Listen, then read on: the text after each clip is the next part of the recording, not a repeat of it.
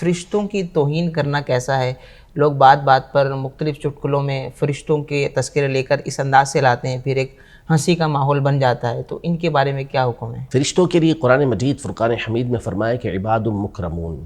یہ اللہ پاک کے عزت والے بندے ہیں، یفعلون ما یؤمرون، جو اللہ پاک کی طرف سے حکم ہوتا ہے وہی بجا لاتے ہیں۔ تو ان کو اللہ تبارک و تعالی نے عزت والا بنایا ہے، ان کو اللہ پاک نے تکریم والا بنایا ہے۔ اب اگر کوئی ان کی توہین کرتا ہے تو یہ اللہ پاک کے مکرم بندوں کی توہین کرنا ہے، اور یہ کفر ہے۔ یعنی اگر کوئی بندہ فرشتوں کی توہین کرتا ہے تو اس کو فقہاء کرام نے واضح طور پر لکھا کہ کفر ہے، چاہے تمام کے تمام فرشتوں کی توہین کرے، چاہے کسی مخصوص فرشتے کی توہین کرے، باہر صورت یہ کفر ہوتا ہے۔ قرآن مجید فرقان حمید میں ارشاد فرمایا کہ قل من کان عدوا لجبریل فإنه نزله على قلبك بإذن الله مصدقا لما بين يديه وهدى وبشرى للمؤمنين من كان عدوا لله وملائكته ورسله وجبريل وميكال فإن الله عدو للكافرين۔ پہلے جبریل امین کا خاص طور پہ ذکر کیا، پھر اس کے بعد فرمایا کہ جو شخص بھی اللہ کا، اس کے فرشتوں کا، جبریل امین کا، میکائیل کا دشمن ہے، ان سے عداوت رکھتا ہے، تو بے شک اللہ جو ہے اس کو اپنا دشمن بناتا ہے، جو ان کا انکار کرنے والے ہیں، جو کفر کرنے والے ہیں۔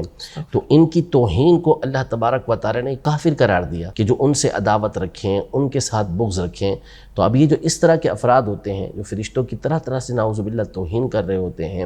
اور ایسے ایسے جملے کہہ رہے ہوتے ہیں، اور اس سے مخصوص صرف چند لوگوں کو ہنسانا اور اس کے ذریعے سے دنیا کی گھٹیا دولت کو حاصل کرنا، یہ ان کا مقصد ہوتا ہے، اور اس کے ذریعے وہ اپنی آخرت کو بیچ چکے ہوتے ہیں، اپنی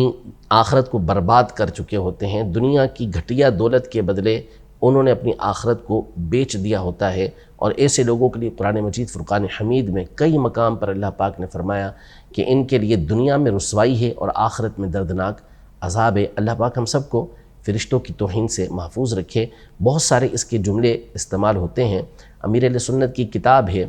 کفریہ کلمات کے بارے میں سوال جواب، اس میں مختلف چیپٹر ہیں کہ اللہ پاک کے بارے میں بعض اوقات کیسے کلمات بول دیے جاتے ہیں جو بندے کو دائرہ اسلام سے خارج کر دیتے ہیں، ایسے جملے بولے جاتے ہیں کہ جو انبیاء کرام علیہ السلام کی توہین پر مشتمل ہوتے ہیں اور بندہ دائرہ اسلام سے خارج ہو جاتا ہے۔ تو اسی میں فرشتوں کے حوالے سے بھی عقائد مذکور ہیں، ایسے کلمات بیان کیے گئے ہیں کہ جو بندے کو دائرہ اسلام سے خارج کر دیتے ہیں اور بندے کو پتہ بھی نہیں چلتا۔ تو اس لیے اپنی زبان کو ہر صورت میں محفوظ رکھنا اور اس کی حفاظت کرنا، اور ایسے جملوں سے اس کو بچانا بہت ضروری ہے کہ جو ایمان کو ضائع کرنے والی ہو۔ تو فرشتوں کے حوالے سے بھی یہی ہے کہ ان کی توہین یہ کفر ہے، اور اس کی ڈیٹیل جاننے کے لیے آپ امیر اہل سنت کی کتاب کفریہ کلمات کے بارے میں سوال جواب کا مطالعہ کر سکتے ہیں۔